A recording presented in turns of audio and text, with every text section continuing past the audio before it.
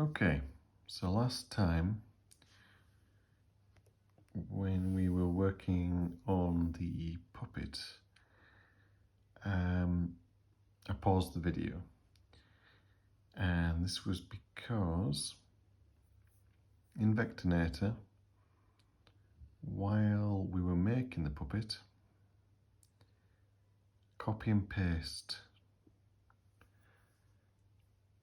basically failed and stopped working. Now this isn't the first time I've had trouble with Vectonator and things not working.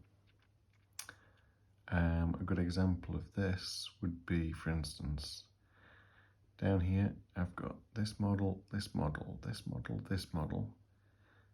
These are all the same model. There's another version of it there as well.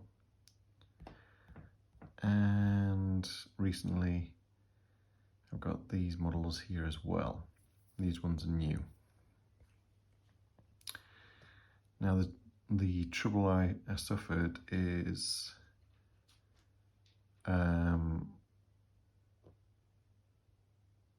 these pieces are very specifically something that's missing right here, the nose.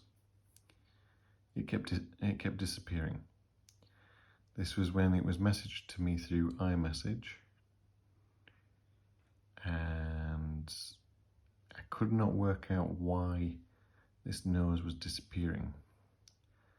However, I did work out that it was jumping over to a different position. This is something I've also seen with Vectonator, is when you make a selection, sometimes you'll select something here, and as you're editing it, it'll show up over here for no reason at all. And sometimes you have to deselect, even pop out the file, and then it often corrects itself. Now, the copy and paste scenario didn't have this solution. The copy and paste just would not work at all. So I had to think about this for quite a while, and to be honest, I didn't work out the solution immediately, and it reminded me of never to get too locked into one piece of software. Now, Vectonator is really good.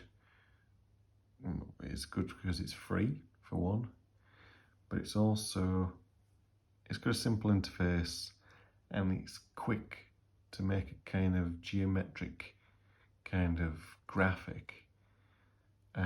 Something that it's really got on its side. It's really powerful in that respect. Anyway, in the process of not being able to do what I needed to do, and seeing as I was already using Illustrator, I've ended up getting a subscription to Illustrator from Adobe, of course. Now, as you can see, there's a few files here. I've been working quite a bit. Illustrator doesn't really have these kinds of problems. However, it is a little less intuitive in some respects, and it's got some funny nuances itself, but you know, you can usually rely upon this. Now, before I actually move on to Illustrator and talk about some of the benefits of that, going back to Vectonator, I worked out what the problem was. Every file I was making was 6K. Now, this poses a problem in terms of making vector art. A problem for an application, really. A 6K file is, in this case, 6,144 by 3,160 pixels. That is a massive canvas. Now, I originally did this because it allowed for a nice big workspace. It's massive. You can see all the pixels here, pixels there, and it looks like it's really responsive. it doesn't look like I'm really losing any kind of speed even on the iPad. However, because of the nature of vectors and vector making, vectors of course are based on curves and straight lines, geometric shapes, add, subtraction. It's basically like the picture's been turned into a bit of a program, an algorithm. And of course, this is called paths, at least by Illustrator. Paths to making these things work. Now, when you have an application really kind of think in the area of formula, but also generating a massive amount of pixels like it was Adobe Photoshop, it stretches its capability. This is my interpretation of it. So I tried something. I opened a different file, one that was specifically, apparently for this model of iPad, 11-inch iPad Pro, with a 1194 by 834 pixel canvas. And then I started the extreme process of transferring all this information that we had from these into a new file. This was pretty laborious because when I copied and pasted, it put it all into one layer. So then I had to break it into many layers, into all the layers I required, basically. That was quite an intense task, but it was necessary.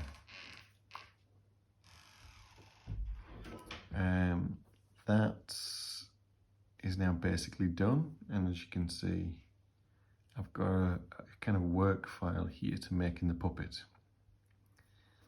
And this allowed me to move everything over to Illustrator. I mean, before I was using the computer to finalize the model. I was transferring this file over through SVG. Now I'm doing the same thing here. I'm just exporting using SVG because I don't find this to really work very well instantly, because I mean there is an option here to send to Illustrator. I've not really found it works very well. So I use this SVG and then I take it over to Illustrator. So that's cool. We've got two apps going now. I always intended this to happen. As you can see, I've got a few more apps going here. One of them I'm probably going to get into for making artwork will be Procreate in the future. However, I've left that for the meantime because it's not really meant as a vector type app. It's more of a kind of paint, a stroke, and a normal kind of pixel based drawing method. So that's very much like Photoshop, for instance. I've got some others here. One of these is Affinity Design. That's a lot like these vector apps over here. I'll probably try it out and see if that has advantages over the rest as well. This is necessary. I mean, you've got to be versatile. You've got to keep in a file format that works for everything as well, because you don't want to eliminate the actual advantage of vectors, and that's being future-proof, and it being possible to never lose the information that you create with these files. Now, as you can see, this is basically the file that we were just looking at in Vectonator. Illustrator's actually just gone ahead and made its own canvas for this. Don't know the parameters to why it created that kind of artboard over any other, but that's what it's done. And we've got all the layers here. As you can see, once you've broken down from, say, the layer, it goes into calling everything a path. Now, this is pretty cool actually, because this allows me to organize these here on the iPad. So by the time it's gone to the computer, it's basically ready for Character Animator. So that's cool.